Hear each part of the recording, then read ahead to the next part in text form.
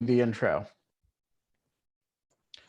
And we are live. It is April 16th, 2020.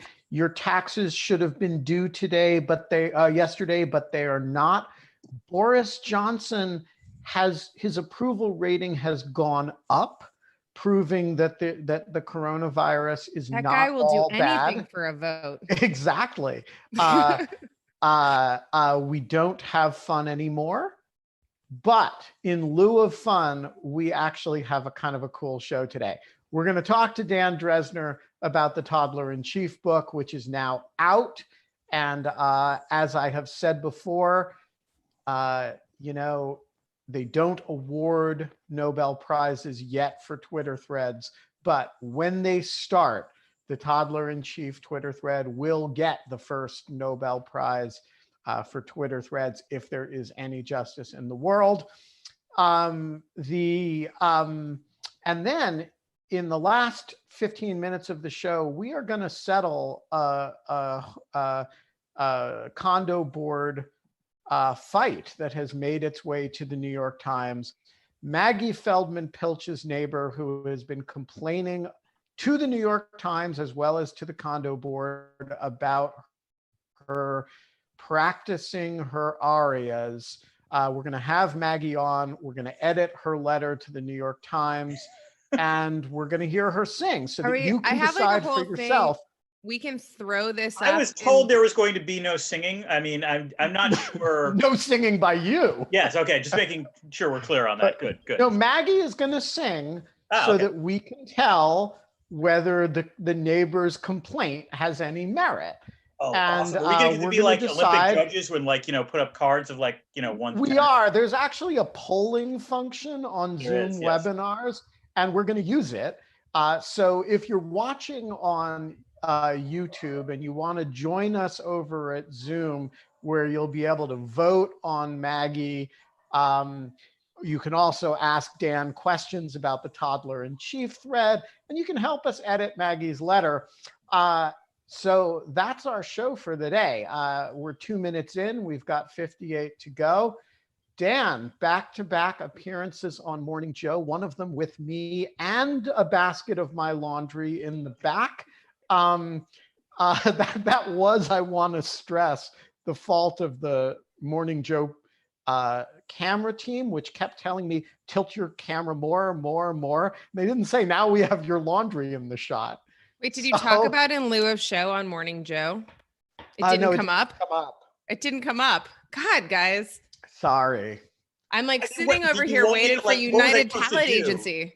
Okay, what was I I'm supposed to be talking about the book. We're supposed to be talking about Trump. Was I supposed to say, by the way, Ben, what's the deal with the laundry behind you? Well, it has certainly attracted attention on Twitter. Yes. So are you familiar with this new Twitter account? I think it's Rate My Skype Background or Rate My Skype Room. I'm not. I'm afraid to look at it now. So I only got introduced to this because having done Morning Joe yesterday, I did it in my study with, and in a different background with basically it was my diplomas were behind me.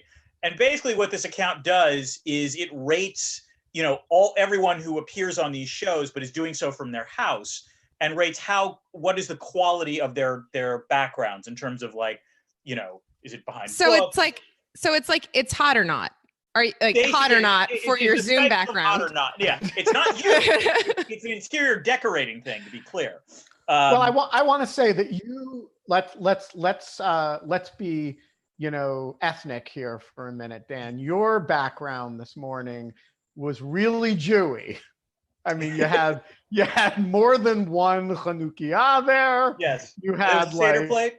Yeah, I mean, it was wearing a big shirt that said Jew. It's a toddler, the Trump, But yes, let me put it this way. I did the one yesterday here, and I got this guy rates things. This Twitter account rates things out of 10. I only got 3 out of 10. It was they didn't like the chair, they didn't like the white background, they didn't like the diploma. So this morning I upped my game a little bit. I moved it down to a different room, and he gave me a 6 out of 10. So what'd you get? I got a 6 out of 10. Wow, I want to check out. I think, do I get more points or fewer for the laundry? Because that's bold. I mean, not a lot of people are doing laundry baskets. This is true on MSNBC. But I think there's a reason for that, to be fair. But yes, it's you will find out. I will try to tweet at him about this question. All right. But these are the important questions. These are why we have you on the show. No, I'm sorry. I love Kate's background. I've never seen this before. I didn't know you could do this. That is, I know exactly what that is. Yes, right. Everyone knows. So yeah, I was like, someone's had to have made this. And yes, indeed, someone has made this all the way to the end. Yeah. So, all right. So Dan, for those people who haven't read the book or who are not familiar with the Toddler-in-Chief thread, give us the 2-minute overview. The 2-minute overview is that the book, at least, is making two arguments, one based on the thread and one more sophisticated. The simple argument is that Donald Trump really does act like a toddler. If you look at any sort of trait we traditionally associate with toddlers, prone to temper tantrums, short attention span, poor impulse control, oppositional behavior, aversion to new foods, even. In all of these ways, the president acts like a toddler, and the evidence for this does not come from his critics. It comes from his staffers and subordinates and fellow Republicans. And so I developed a Twitter thread that is now, I believe, at 1,328 examples of someone with a rooting political interest in Donald Trump succeeding, nonetheless describing him the way you would describe a toddler. The second and more subtle argument is that this is a bigger problem now than it would have been 50 years ago, because essentially the guardrails checking the president's power have been eroding, slowly over time. Whether it's the constitutional checks that Congress and the judiciary are supposed to impose, whether it's the sort of bureaucratic, procedures within the executive branch, whether it's the societal norms or political norms in terms of expected behavior by the president or the commander-in-chief. All of those have been worn down to a nub, many of them long predating Donald Trump, to be fair. Because in many ways, the sort of dysfunction that has taken the American political scene, including the rise of political polarization and the erosion of trust in institutions, basically caused almost every other institution to delegate power to the president under the presumption that the president was the last adult in Washington, D.C. And then we elected Donald Trump. I mean, isn't this kind of a knock on toddlers? I mean, actually, honestly, I'm actually being kind of serious. Like, there is he's not a toddler though. There is some type of intentionality that toddlers are simply not capable of yet, because they have no reasoned decision making and they literally don't have the cognitive function for it. And right. Okay. So a couple of responses to this. The first is that so there are ways in which toddlers are behaving intentionally, but as you say, they lack the cognitive capacity. The reason toddlers have temper tantrums, or the reason toddlers have short attention span, a lot of their behaviors that we don't necessarily are not thrilled with, they're doing the best they can under limited cognitive, circumstances. So you're right, Trump is different in that respect. The biggest difference is simply that toddlers grow up. Toddlers eventually grow out of the toddler phase. They're intensely curious people. Toddlers are intensely curious. They want to learn things. And Trump occasionally displays that kind of curiosity. I mean, whenever you see stories about Trump in the Space Force, he's fascinated by these kinds of things. He'll ask questions, or even the book that Lachlan Markey and Asawa Swepsang came out with, Sinking in the Swamp, talking about how Trump, anytime Reince Priebus, his first chief of staff, would come into the room, Trump felt compelled to ask him questions about badgers because Priebus was from Wisconsin. So there are occasionally moments like that. But you're right. This is not meant to cast aspersion to toddlers, although I will admit that perhaps my own experience having had toddlers, there were some issues I could able to finally express through the book. But the biggest difference, obviously, is that in contrast to to most toddlers do eventually conform or have to obey authority figures like parents or extended family or daycare providers or what have you. Donald Trump is the commander-in-chief, and the president of the United States. So there are far fewer checks on him, particularly within the executive branch. And so this gives him more carte blanche and also makes it more difficult for his staffers to staff him. In the same way that, poorly run daycare facilities or badly paid daycare workers constantly cycle in and out. In some ways, that describes the Trump White House as well. They get paid a little bit better, but they're not respected. They're not, afforded the responsibilities they're supposed to. It's no surprise that, he's gone through, 4 chiefs of staff and 4 national security advisors. And don't we all have a little bit more respect for daycare workers and former White House chiefs of staffs now that now that we know what they've had to deal with? Yeah. Although to be fair, most presidents before Trump, I really don't think displayed anywhere close to these kinds of pathologies in terms of their behavior. So staffing Barack Obama or staffing George W. Bush was a far easier task than staffing this guy. So here's my question. Have you gotten any response to this from Trump World or Trump World media?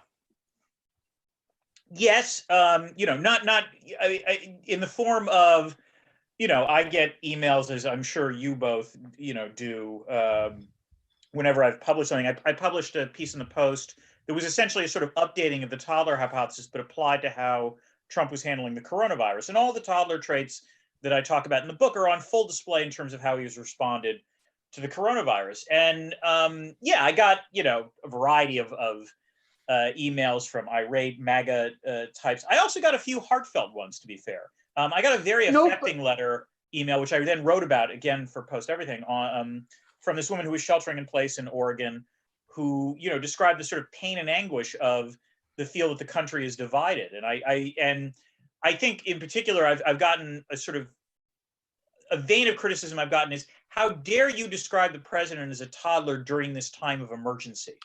And I've gotten a lot of that too, but I'm actually asking about something else, which is not the letters that show up or the tweets, but I was interested in when Susan and I released our book, which was widely reviewed, except in no discussion of it in National Review, no discussion of it in the Federalist, right? Like a concern even to denounce it. And I'm curious whether you've had any reaction in the locales that actually intellectually represent Trumpism. To my knowledge, no. I will say the book has not been out for a long time. I do know there are some reviews that might be coming out in the next week. And it's possible that to be honest, given the play it got on Morning Joe, given the fact that it's now, the sales rank on Amazon is pretty good, I think, that might cause it to capture more attention. So, the reviews like that might be coming, which frankly I welcome. I'm sort of curious to know what the Federalists would think of it. Yeah, I mean, I was actually disappointed that they, neither Susan nor I would be able to go on Hannity or Tucker Carlson and talk about it just because of pre-existing contracts elsewhere.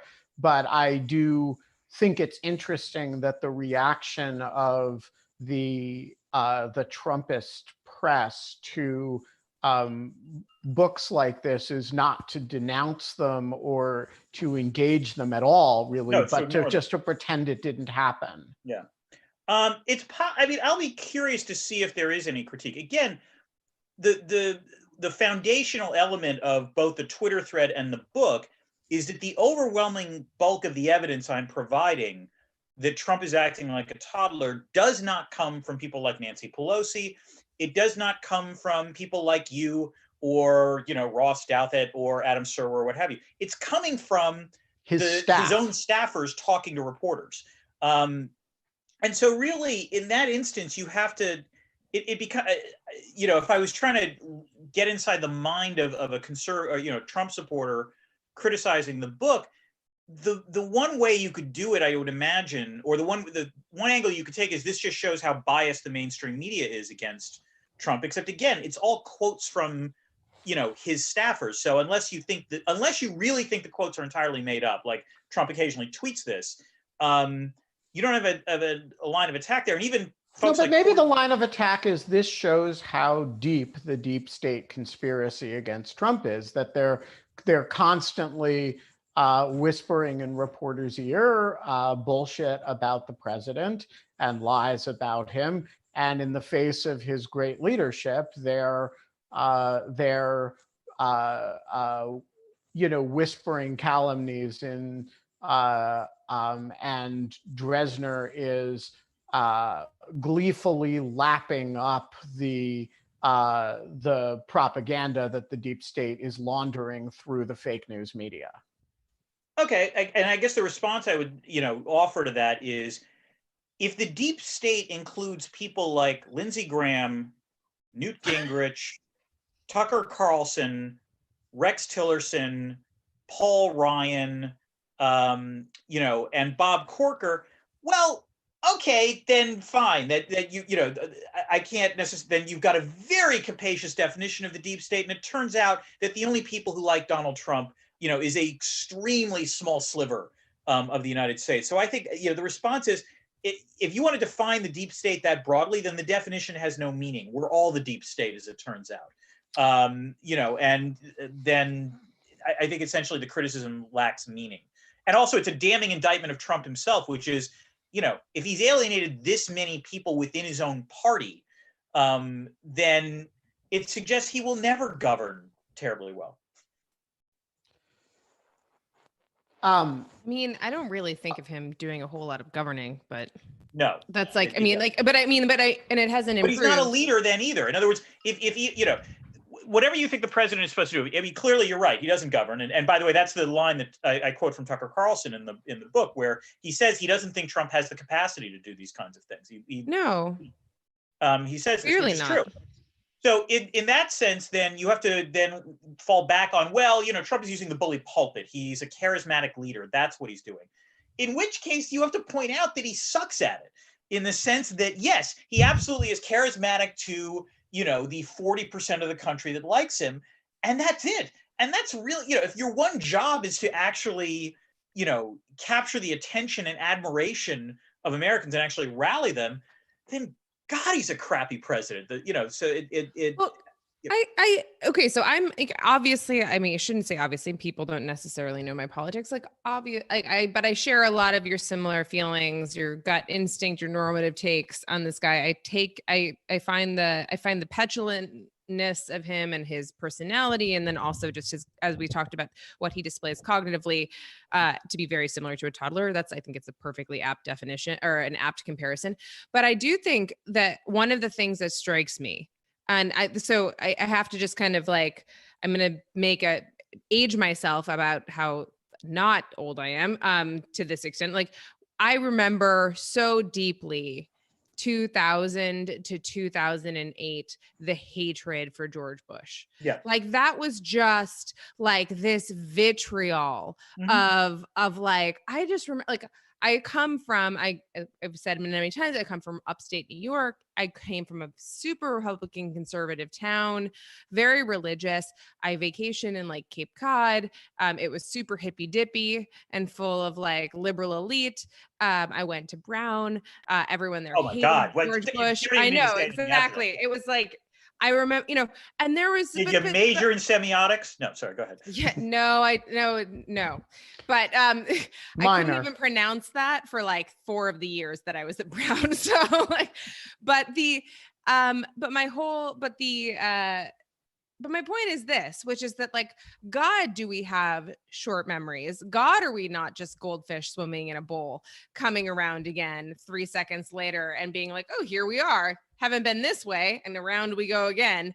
And I just kind of think that there is something to be said here for God, people thought you couldn't get lower than low on George Bush. He can't talk, he can't do this, he's a war criminal, he's all of these things, he's lied this many times. I just I gotta say, the rhetoric around Trump, the hateful kind of the name calling, that he's an idiot, he's smart, he's actually brilliant, he's actually tactician, he's just a snake oil salesman. He's an actor. He's an entrepreneur. He's a toddler, you know, whatever it is.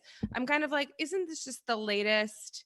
Like, this is just the latest kind of partisan takedown of this person that we pin all of our all of our qualms on and have, you know. So anyways, that's kind of, I'm just going to leave that there. Well, so I guess I would say the following. First of all, you're absolutely correct to point out that there are ways in which we've been here before. And indeed, you know, by George W. Bush's, by the end of his second term, his I think he was polling in the low 30s, which Trump has never fallen down to. So, you know, you're right that in some ways we've been here before in terms of an unpopular president. But that said, you know, I guess I would say two responses. The first is that while George W. Bush was in some ways, you know, the sort of neoconservatism in terms of his foreign policy, you know, put him somewhat at odds with some elements of American foreign policy. You know, if you listen to his rhetoric and saw how he, you know, went about implementing foreign policy, and for that matter, domestic policy, it wasn't that far out of bounds for what the country looked like, you know, what the values the country had espoused before. Well, we didn't think that at the time. We thought it was pretty far out of bounds. A lot of people did. No, see, this is where things get tricky. I mean, now we have like a whole new, like, the sky is made of like sackcloth, and like we have new ideas about really how bad can be. I'm not going to push you on that, but do we ever really know how bad can be until like we get our next obviously president? Like, you know, it can get worse. I always used to I was joking about this before that you know, as a political scientist, I always like to joke we make lousy pundits because, you know, people ask us, oh, what does this thing mean? This is a game changer, right? And most political scientists will be like, nah, it doesn't make much of a difference, really. No, it's not that big of a deal. It's not that big of a deal. The night Trump won, in the next couple of days, you know, my family was despondent, my neighbors are despondent, you know, they're on so and so forth. And so this was the time they came to me and says, it doesn't make it, you know, it's not that big of a deal, right? And I'd be like, no, it's a huge goddamn deal. You know, so it was like the one time they wanted me to say that this was a bit, you know, this wasn't that big of a deal was the one time I said, oh no, we are, can I curse on here? Oh yeah. Yeah, I love that people ask permission. What lovely civil guests we have on our show, Ben. Just don't use copyrighted material like Kate did. What did you do? I played Dolly Parton's 9 to 5 at the end of the song, at the end of the show, and they took it off of YouTube. Anyways, it was, by the way, a YouTube clip that I played. Yeah. But, like, never mind. They took it off. They took our show down. Synergy, for God's sake. I can't believe that. Yeah. But yeah, so like, you know, I said, yeah, people would ask me, it's like, oh, it's no big deal, right? And I would say, no, we're totally fucked right now. It's just, there's no other way to put it. Although I have to admit, I think even I was not, although I actually do have a sentence in the book where I say, and this is one of the awkward things about promoting this book so far, which is, you know, it's intended simultaneously to amuse people, but also to, you know, scare them a little bit. And the issue is that we're now on the scary side, and there's like a certain existential dread that people don't necessarily want to deal with. But I literally have a sentence in the conclusion that says, based on Trump's behavior as cataloged in this book, the idea of Trump coping with a true crisis, a terrorist attack, a global pandemic, a great power clash with China, is truly frightening. You know, and this was all written obviously before the coronavirus broke. Yeah, I mean, so like I think you know, you can plot any presidency along crudely along two axes, right? One is how good is the president? By good, you mean competent? I mean, some combination of visionary, competent, but not like moral, but not moral good. Right. Well, I'm not talking about personal conduct here. I'm talking about like their performance. So, yeah, right, okay. like, and so, you know, you have your good, you have your good presidents. Then you have your lucky presidents. Yeah. Right. People who just like, you know, Calvin Coolidge was really lucky, right? Like roaring 20s and, you know, and got out just in time. The great presidents are really good and unlucky in the sense that they are their greatness shows through because they have to manage in periods where bad decisions would be disastrous. So that's Abraham Lincoln, right? Or FDR, yeah. Or FDR, right? So you actually see the greatness because the default position of the country is really bad. Right. Washington, yeah, also, yeah. Washington is a little different because he's formative. Or, I mean, I would actually say in a contrary example, I would almost say Carter. Well, Carter, right. Carter is an interesting example. He's moderately competent. He was a bit of a micromanager. He had some bad instincts. He had some good instincts. He's super unlucky. And I hate to say this, George W. Bush would actually be George W. Bush is super unlucky, right? You know, Mike Morrell, who was acting director of CIA and was involved in both the bin Laden operation and the Iraq intelligence, has said publicly that he said to Barack Obama, the intelligence associated with the bin Laden raid, I am less confident in it. The case that bin Laden is in the Abbottabad compound is much less strong than the case that there was WMD in Iraq. Yeah. And he said that to Obama, and Obama pulls the trigger on that raid anyway. And of course, there are no weapons of mass destruction in Iraq, and bin Laden is in the Abbottabad compound, right? And so one of them is a roll the dice tactical gamble that pays off brilliantly, and it probably contributes meaningfully to Obama's reelection. The other one is the decline and fall of the Bush presidency, along with Katrina. And and so I do think my enthusiasm for the Bush administration is, I assure you, under control, but I do think he is profoundly unlucky, and he made some reasonable bets and reasonable gambles, as well as some less than reasonable ones that just had bad payouts. Right. So I'm curious, how then how do we judge the Trump years then? I mean, I think we're all in agreement that he's not a very good president. Are you saying he's also unlucky? Well, I'm saying he was bad and extremely lucky for 3 years. Yeah.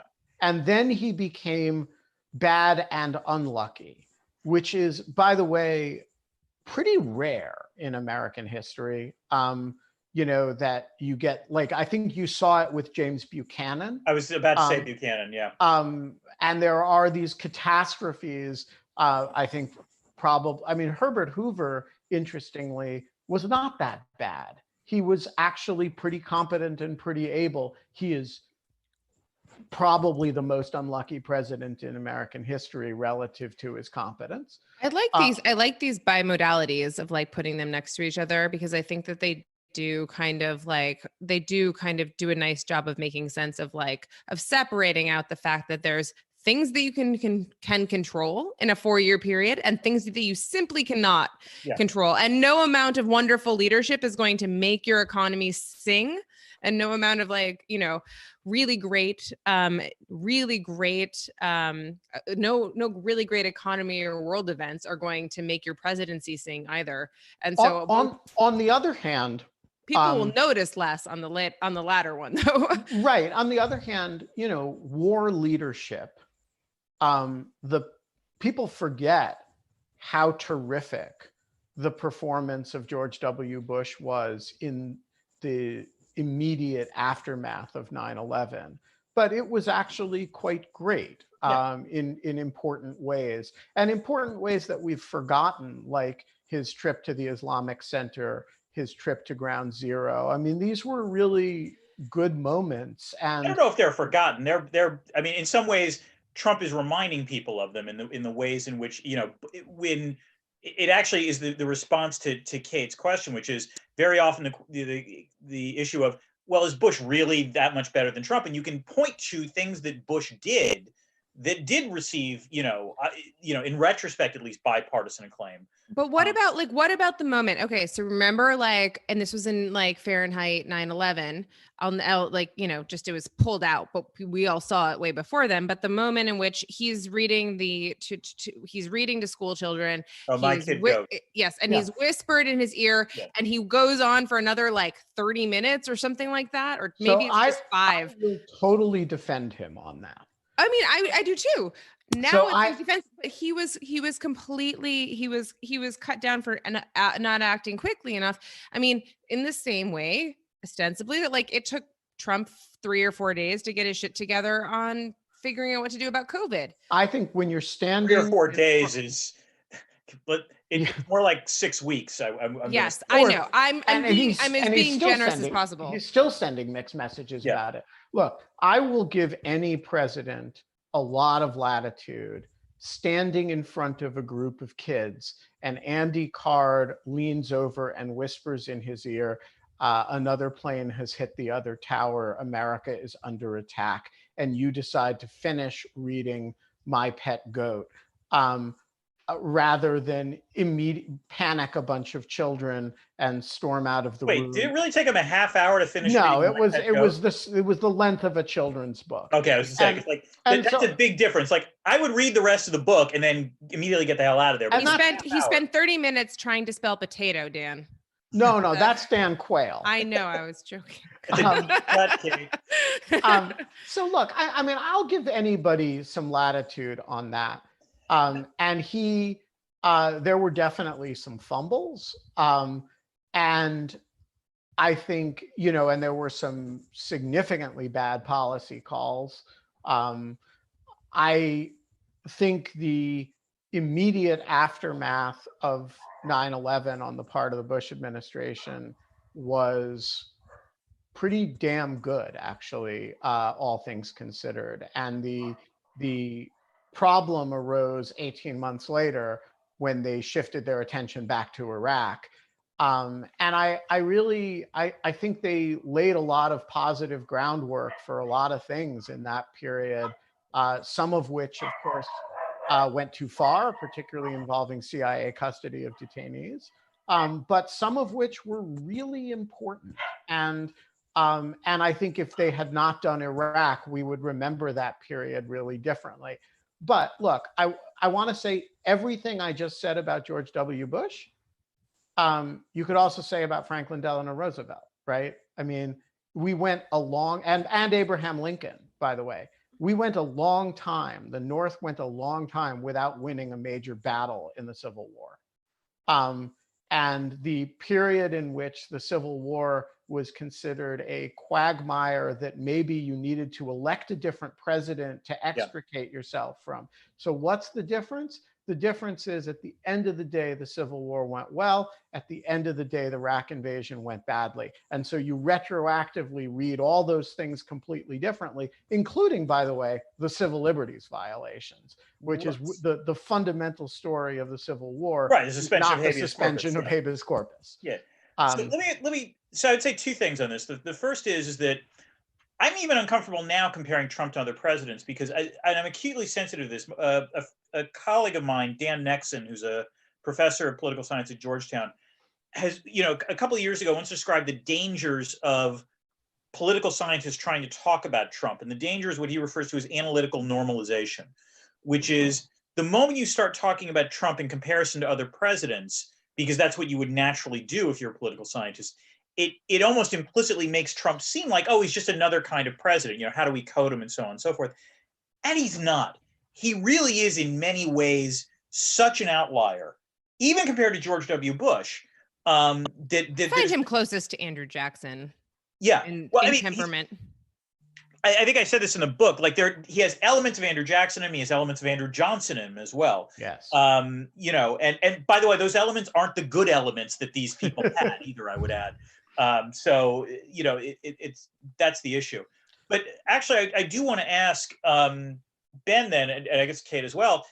So by that notion, I agree with your argument that essentially there are events that when you're living through them look like they're near-run things or can go either way. It's like Shakespeare. Shakespeare's comedies and tragedies actually look very similar to each other. Acts until the last scene 5 that determines which way it goes. I guess my question is, is there a scenario whereby, we look back at this and think this was Trump's greatest moment? Yes, he started out badly, but he really rallied to the cause, and it turns out that America grew stronger than ever, and so on and so forth. Well,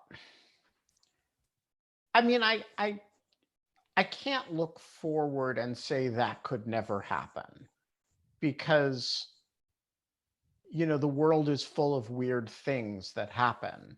And are some of them weirder than Donald Trump being remembered as a great figure in history? I don't know. Maybe. We're evolved from protoplasm. That's pretty implausible. And so maybe we evolve in a direction where all these features that you deride as like a toddler and I deride as undignified and inappropriate and abusive become admired, and so sure, is that possible? I think this is the Mick Mulvaney argument, by the way. In John Carl's new book, I think he revealed that the nugget that he revealed was that Mulvaney, when he first got appointed chief of staff, had some retreat at Camp David and gave all the White House staffers some book explaining how madmen are actually great leaders because they think out of the box or something. Right. And so, I do think there's a, let me give you an example that I think is actually not crazy. Mm-hmm. Genghis Khan. Right. So Genghis Khan. I'm really interested to see where this goes. Okay, go ahead. Yeah, this is actually compelling to me. I think so. Genghis Khan is, by any reasonable standard, a genocidal maniac. He is also his Y chromosome is in a measurable percentage of all males in Asia. It actually that chromosome has a name. At the Genghis Khan chromosome. And that is because he raped a girl in every town that he, spent a night in. Yet in Mongolia, he is thought of somewhat the way we think of George Washington. And so is it possible? Now, on the other hand, Genghis Khan had a immense success, which was the conquest of all of Asia and this immense empire that was larger than, I think it was larger than the Roman Empire at its yes, at its height, and it also had immense stability and longevity, and so could you imagine a scenario in which Trump has some incredible accomplishment that we have to reevaluate all these deficiencies, personality traits, in order to accommodate?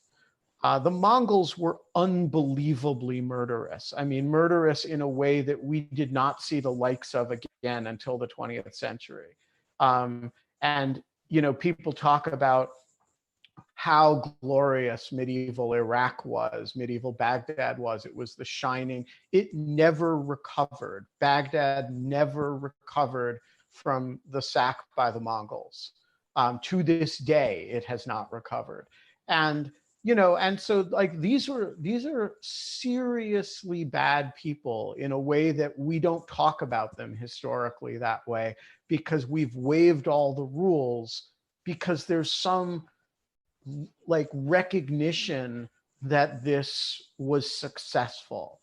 And so could you imagine? I think you would need Donald Trump to do something that was undeniably historically important and resonant. And, right now, his tenure, largely because of coronavirus, because the luck ran out, is one of unremitting failure, right? The economy is going to be by the time the next numbers are out, will be dramatically worse than when he came into office. Unemployment, which he was singing about only a couple of months ago, will be dramatically higher. And of course, we're all shacked up at home, and people are dying and are sick. And so, there's not a lot to crow about, much less the conquest of all of Asia. But I do think, there are these people that you look back and you say, we had to rewrite everything that was normative in light of their accomplishments, including genocide.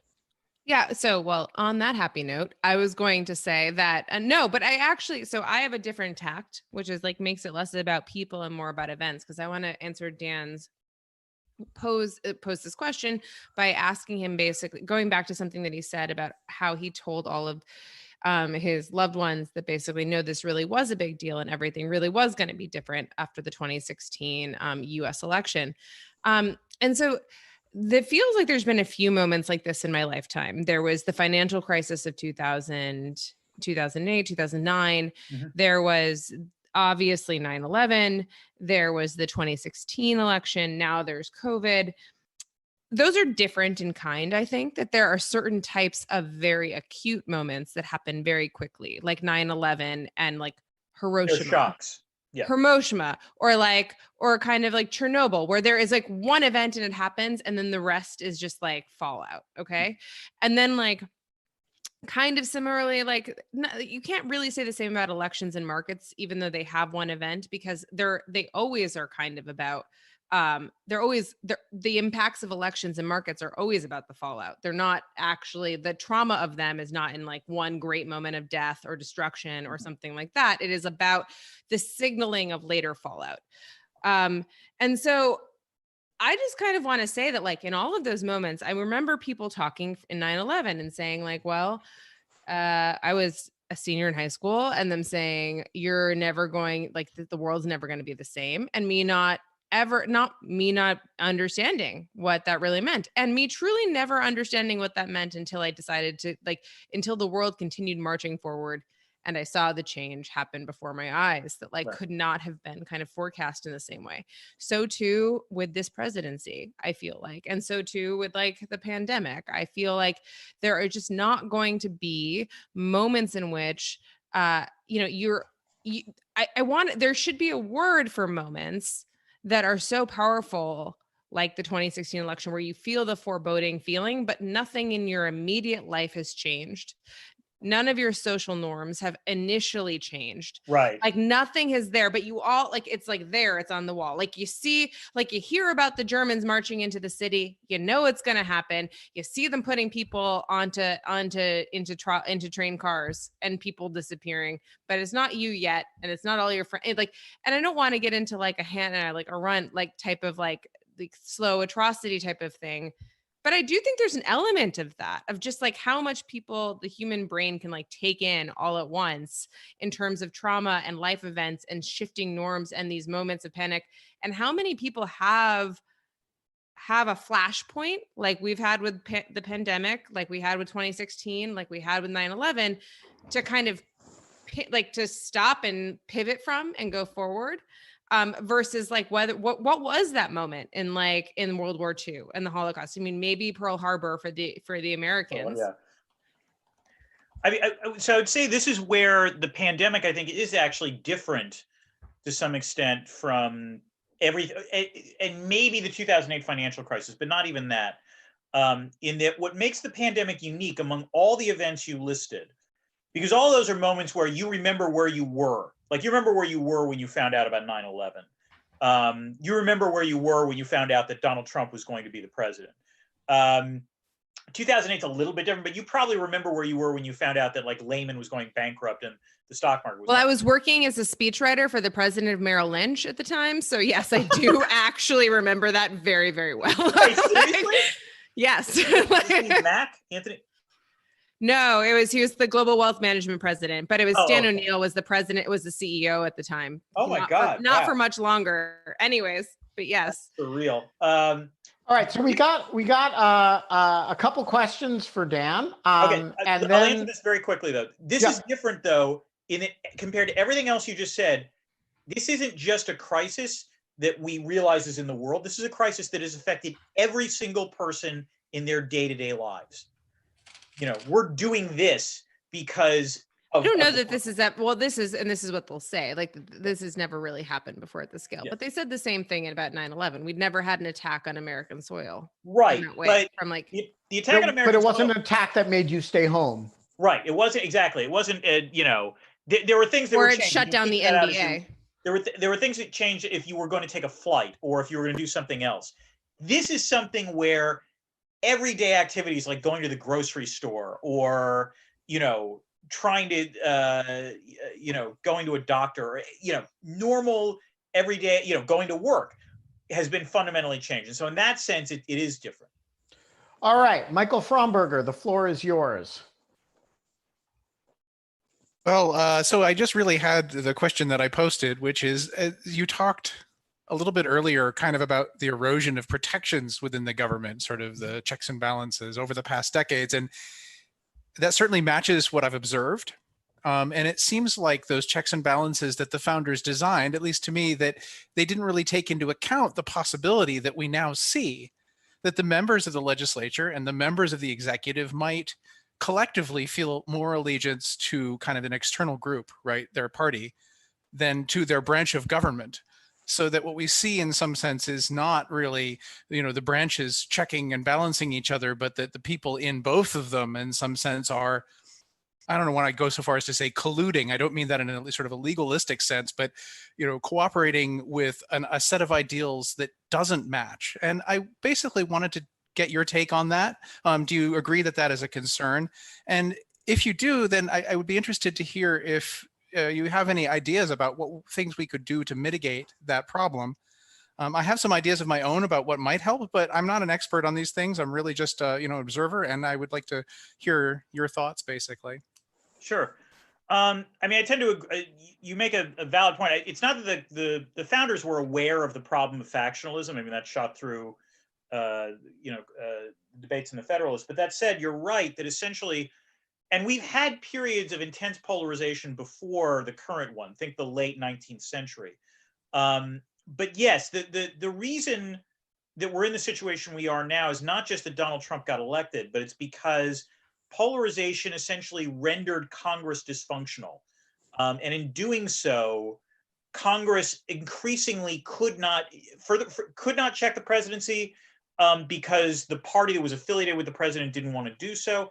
And also, it became so difficult for them to do even the things that the founding fathers expected them to do, like, let's say, deal with trade treaties or approve treaties or declare war or set tariffs, that voluntarily, in many instances, the members of Congress ceded that authority to the president. And this worked for a while because most presidents took this power and recognized that there were, and sort of self-constrained themselves, there were limits in terms of what they could do, and did try to seek at least occasionally to get buy-in from Congress.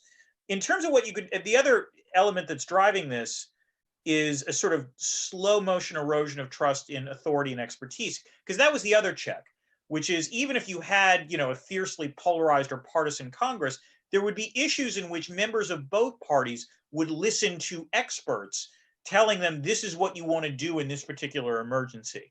Like saying, for example, that I remember this happened in 2008, when gas prices were really, really high right before they cratered.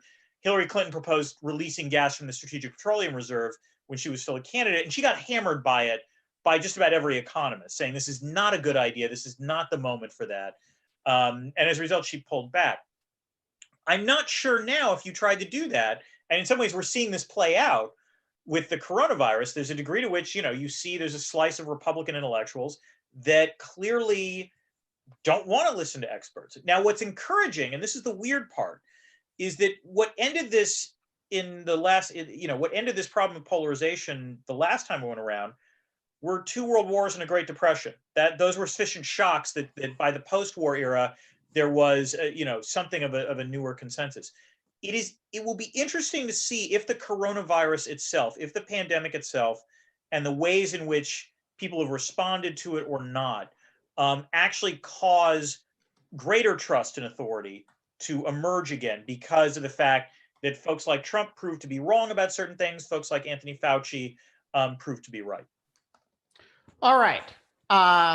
We have time for one more question before we turn to the really important subject of Maggie's fight with her neighbor. Andrew Bridges, I'm giving you the final question. Thank you. Can you hear me okay? You're a little soft. Lean into the mic a little bit. Well, it's on a headset. I'll speak louder if that helps. Yep. Thanks a lot for this. I'm enjoying these enormously.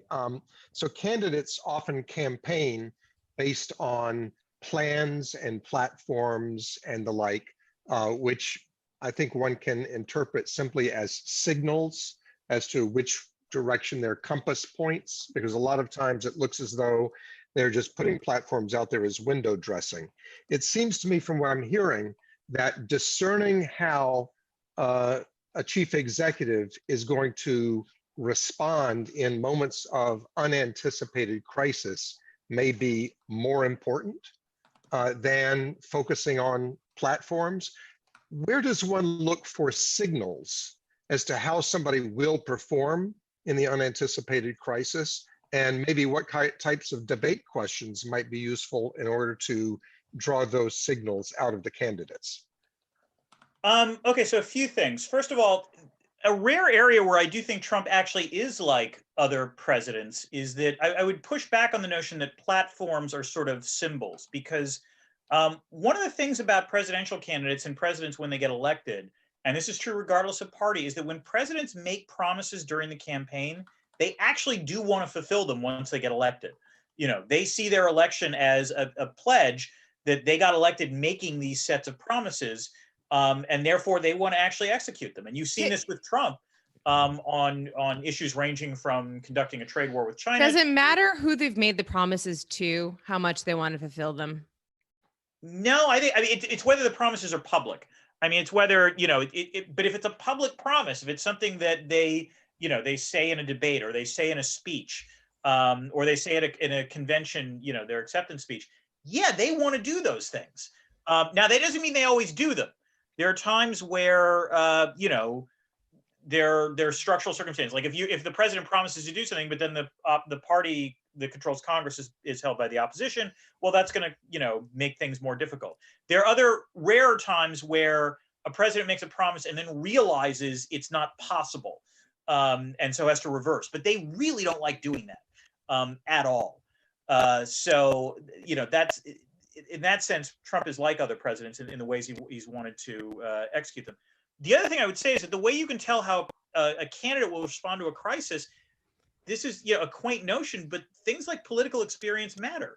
You know, it's worth looking to see how, you know, candidates or nominees handled crises when they were, you know, in their prior experience. You know, and this is why for the longest time, it used to be thought the recipe to become the president was to serve as a governor, because being a governor was thought to be the sort of best stepping stone to being a president. That hasn't been true in the last 12 years or so. But, you know, before that, you know, George W. Bush and Bill Clinton and Ronald Reagan and Jimmy Carter were all governors. So, but looking at what they did in their track record, to be honest, in terms of debate questions, I don't think that's you're not going to get much from that, unfortunately, because, you know, the easiest way to dodge it is just to say you don't respond to hypotheticals. All right. Dan Drezner, thanks so much for joining us. You are welcome to hang around for our resolution of this epic battle in the condo board and in the pages of the New York Times. Is there going to be singing? Maggie will be singing. You will not have to sing, however. No. I want to hear her sing. All right. So, all right, here's how this is going to work. First of all, I am launching a poll that participants can address on whether Maggie's neighbors should suck it up and appreciate Maggie's singing, or whether Maggie should quiet down.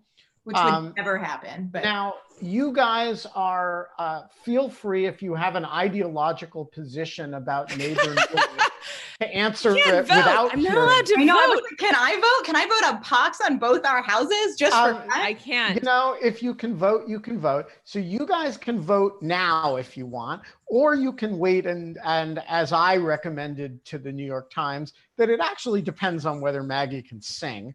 Right. And so you guys do what you do. Maggie, before we edit your letter to the New York Times, just give us the briefest of overviews as to this important controversy. Very important, Ben. And joining us from which opera house? It's La Scala, you know. Yeah. I was like, I was a toss-up for me. Was it going to be the Met? Was it? And I thought, well, you know, with all the world's opera houses closed, do La Scala, yeah. Yeah, just do La Scala because, like, YOLO. And then I found out that my hair and my skin tone are too similar to the background color, so like I keep disappearing into it, which is great. So it's sort of a dream. But so my downstairs neighbors, who I would say would remain nameless, except that she signed her name on the letter to the New York Times. So what's her name? Her name is Caroline. She is which is your last name, middle name, middle name. That's my middle name. Sorry, it was just like it's in your handle, and I'm like looking at it right now. I was like, wait a second, Caroline. Yeah. So she and her husband and their 6-year-old, who shares a name with my dog, live downstairs. And since I've moved in, they have been quite unhappy with me, and I have done almost anything beyond reasonable to accommodate them, including but not limited to installing 2 layers of commercial grade carpet padding and carpeting over my entire home. And that wasn't even about the singing. That was about the sound of my dog's feet on the hardwood floor. So we've never spoken directly. There's always been, an exchange of emails or letters through condo boards or other places. And now our arena of choice is the New York Times. So she wrote. I also teach property law. And so all of these types of like condo disputes are like, I will literally take this back to my students and be like, so a lot of the lawyering you're going to do is going to have nothing to do with lawyering. It's going to have to do with writing sternly written letters to people or leveraging. I have so many sternly written letters about this and other related items with neighbors that I'm happy to share with you. So, Maggie, your this came to, I don't want to say fruition, whatever it was. She wrote a letter to Katie Weaver, an advice columnist at the New York Times, that was a thinly veiled reference to you. Yes. And she claims she has no idea who you are. Right. Do you believe that for a minute? No, I mean, I'm pretty familiar with the professional and semi-professional opera singer circuit here in Washington, D.C. Renee Fleming doesn't have apartment neighbors. She lives in a house in the Palisades.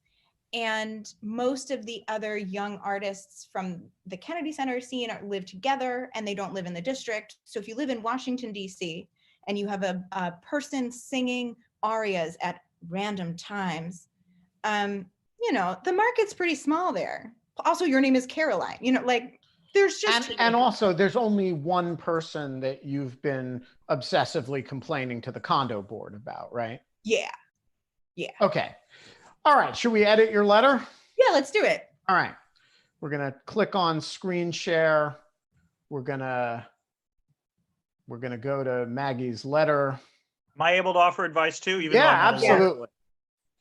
All right, so you've got basically, I like these things, but I think you got to start with the history of it. So I wasn't sure because, the letters that they publish are so straight and to the point. And that's why I included, I figured given your expertise, you could, No, I think you want to start with, like a few weeks ago, you answered a letter from a Washington, D.C. based writer named Caroline, who struggled to deal with a Phantom of the Opera in her apartment building. So I think you can be a little bit more dramatic about outing yourself here. I don't know. I disagree. I think I like that. I don't know. I was gonna, I am the, or why don't you? Well, oh, you mean are you just gonna say like I am the Phantom? Oh, yes. I was gonna say something like as Mitt Romney. Yes. I love a good Mitt Romney reference.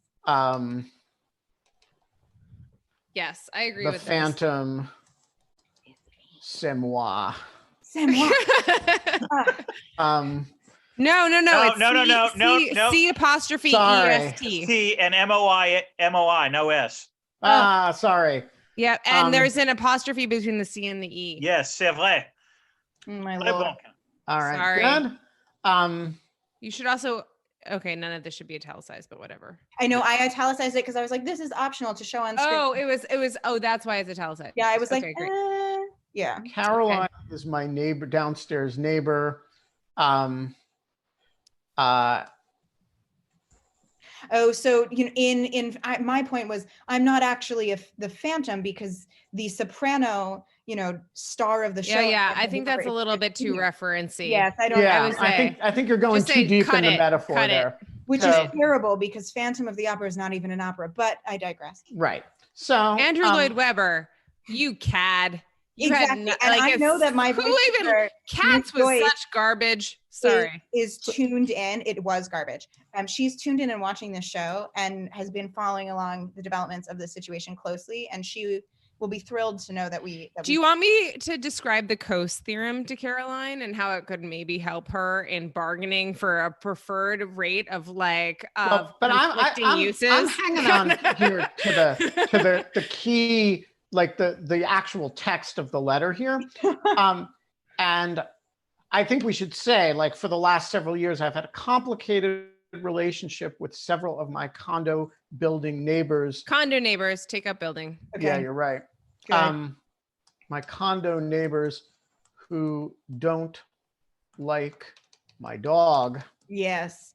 Oh, really? Sweet. Oh, they hate poor Ziva. And she's the cute, for anyone who's never seen Ziva, go look at my Twitter. Yeah, she's a nice dog. She's a good dog.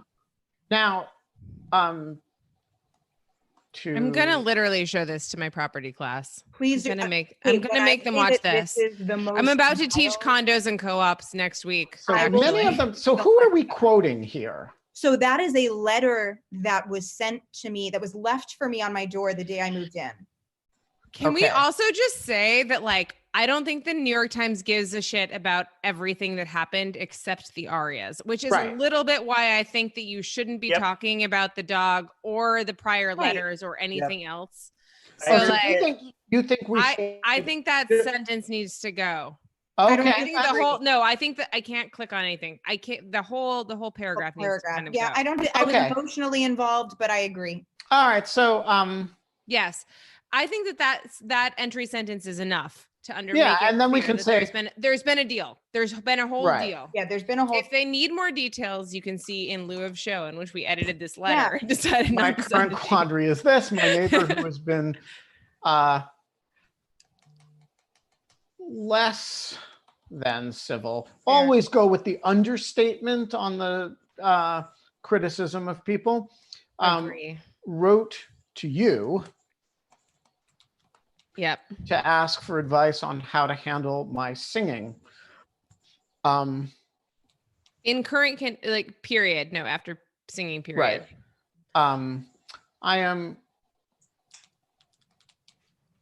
quite careful to be mindful of my auditory pollution, as she calls it. Is that her quote? Yes. Given our current shared reality, but I cannot cease rehearsals. So this is redundant. Yeah, exactly. Can I make a suggestion? Yeah. Yeah. I mean, you could say, I'm trying to think of other things that you cannot cease rehearsals, just as, a basketball player couldn't stop shooting hoops, or good. You might be like an analogy might be. That's not the basketball terrible analogy. No one gives a shit about analogies any more than, like, I don't know, you'd have to say something about writing or journalists any more than any more than like a journalist could like stop typing at their typewriter or something. Right. Yeah. That's good. Yeah. Because I wish you could edit everything. Loud. I'm really good at editing. I got trained very closely as an editor. I'm like an okay writer. I'm not. My neighbor has made no attempt to communicate with me directly before writing to the New York Times. You want to really before writing to you. You already said to you. So say it again. Good. Yeah. As she admitted. So you want to that's like frame this as a concession on her part. That's good. And then so there's a simpler way to do this next point, which is I don't say something like no. Don't make it I. Make it like as a person well versed. Yes. Yes. My mother. As someone well versed. Yeah. Contrary to the purple hair, I actually know what rules I'm breaking when I break them. And no capitals, but italicized. Yes. Whoops. Sorry. Whoa. What happened? I don't know. I don't know. Oh wow, all of the things. Sorry. Okay, there you go. White gloves and party. So we need to like simplify some of this. Yeah, we can just take this out. I was emotionally attached to. I was going to suggest just Emily Post and Miss Manners. Yes, 100%. Good, Emily Post. There you go. Yep. No. I actually do like this. Emily Post, comma, Miss Manners, and general principles of warfare. I think you should say Sun Tzu, right? Yes. So I'm actually put Sun Tzu there rather than general. Because of my virtual background, but I'm in front of our warfare tactics and strategy bookshelf, which is 4 wide. So yeah, but again, you're not listing all the books that you know. That's true. I think you want Sun Tzu here or Clausewitz or something. No, Sun Tzu. No, Sun Tzu. It's less conflicting. I have consulted the literature. None of my volumes offers useful guidance. So what should I do? Should I let Caroline know I saw her letter? We don't speak regularly, so there is no way to casually mention this. Or should I simply continue? Oh, Michael just direct texted me to say, Michael Fromberger, who was on before, said that principles should be principles. We have to flip principles. Where is principles? Oh, see, this is why group editing is so important. I don't see the word principles anymore. Oh, maybe we deleted it. I think we got rid of it. Okay. Yeah, I don't see it's gone now. Never mind. We don't speak regularly, so there's no way to, or should I simply continue limiting my rehearsal length and time and singing outside on the balcony whenever weather allows? I am truly at a loss. I love a delete help. Yes. And I also delete, I am truly at a loss. Just leave it in a question. Yes. Okay. So there is my suggestion, our collective suggestion for the letter you should send to Katie Weaver. I will send that. And Maggie, you're a badass. I love this. But now is the part where we actually get to decide, right? Is Maggie's neighbor's complaint valid? So y'all, Maggie is going to perform an aria of She's her going to choice. perform an excerpt from an aria. Which aria? What are you going to be singing for us? I'm going to sing a portion of Steal Me Sweet Thief, which is from The Old Maid and the Thief.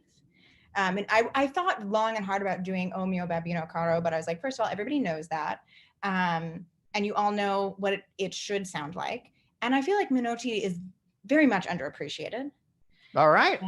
I should warn you, anybody who is experiencing this on a headset or whose volume is up quite loud. Yeah, it may get shrill. We got a soprano it may get here. Shrill, and there is one high note. I tried to pick something that was, not too much. I'm going to be as far away from it as I can. We have had some feedback issues with Zoom. So again, and we're gonna be forgiving of the fact that this is over mediocre tech here. Oh yeah. So and also, like, honestly, if anyone could do it better than I'm about to do it, you're welcome to come on Zoom and I will applaud you and we can be friends. Yeah, go for it. All right. Okay. The floor is yours, right. Maggie Feldman-Piltch. Thank you, friends. You're the first live music performance in lieu of fun. It will play the accompaniment for me. You cannot hear it.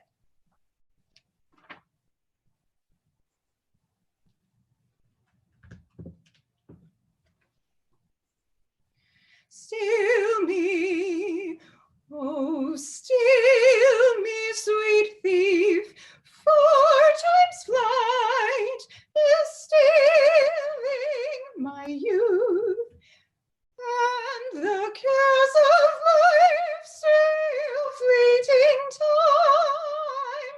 Steal me, thief, for life is brief and full of theft and strife. And then with furtive step, death comes and steals time and life.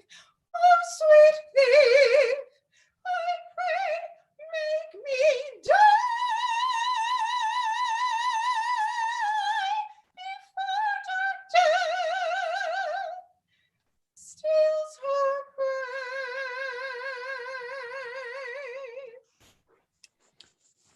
There it is. Bravo. So tell us about where that's from and who wrote it and what we need to know about Steal Me, Sweet Thief. So as I make the accompaniment stop,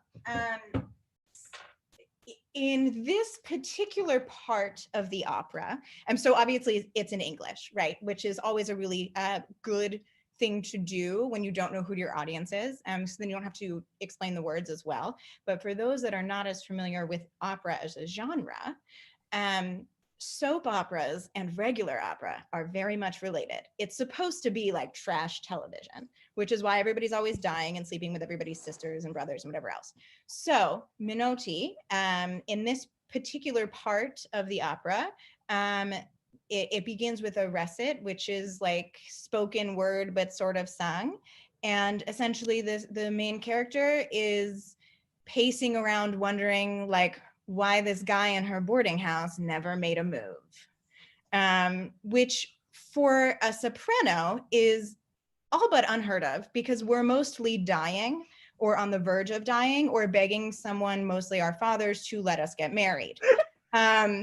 I mean, I have a number of scars and bruises on mostly the left side of my body from falling at various rehearsals and performances because people don't catch me when I die.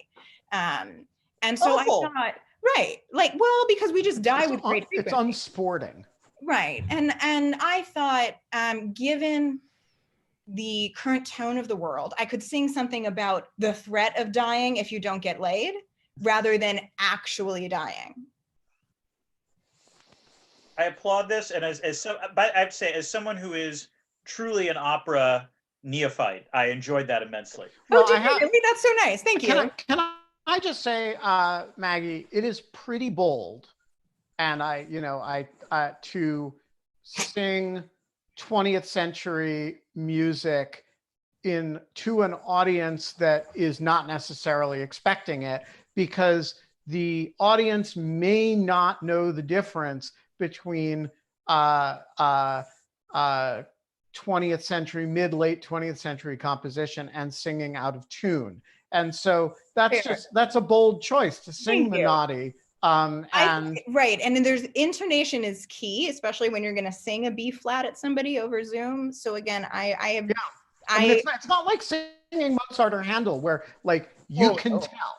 Right, like there's no, and that's kind of like I couldn't hear myself because I have an earbud in, and also when I sing, it sort of sounds like an electric can opener or a garbage disposal. It's just like, and the way that I found out that Zoom and opera don't always mix is that I was listening back to recordings of my lessons, which I still have just over Zoom, and normally we record them on my phone, but that's in person. So listening to the Zoom recordings, when I sing well, when there's the right vibrations per second, you hear nothing. on the recording back to you. But interestingly enough, my partner, who may be on Zoom down the way in the house, it cuts out his sound on Zoom too. And it also cuts out people outside. So. Well, there you go. All right, we got to wrap up, but yes, I will do, but friends. The results of the Maggie, poll. this was amazing. Thank you so much. The results of the poll are. I gave you the opposite view. This is the view. It's beautiful. I so appreciate this. Just warmed my heart so much. 71% says Maggie's neighbor should suck it up and deal, and 29% says a pox on both their houses. Good. Maggie, not a single member of the audience said you should just quiet down. You're the best. We wrote you a good letter. Total Let me know if you need help sending victory. It to people. Your approval ratings are higher than the president's. Send the letter to Katie Weaver, and I will, of course, tweet this episode at her. Thanks, guys. This we was will really be fun. back tomorrow with Hannah Nieprash to talk. Oh, good. Hannah's on tomorrow. Fantastic. Talk healthcare economics. Yay. Thank you to Dan Drezner and for Maggie for Dan, being it was such a so great great having you on. Thank you so much for coming. It was always really happy wonderful. to talk. Toddler. By the Toddler. You're hilarious. You are a very funny person. And I like hanging out with you. Tomorrow. Same with you, Maggie. It is Thank really you fun. guys. You are Bye, so guys. fun. Bye, Remember, everybody. if you can't have fun, In lieu of fun, we'll be here tomorrow. we'll be here tomorrow.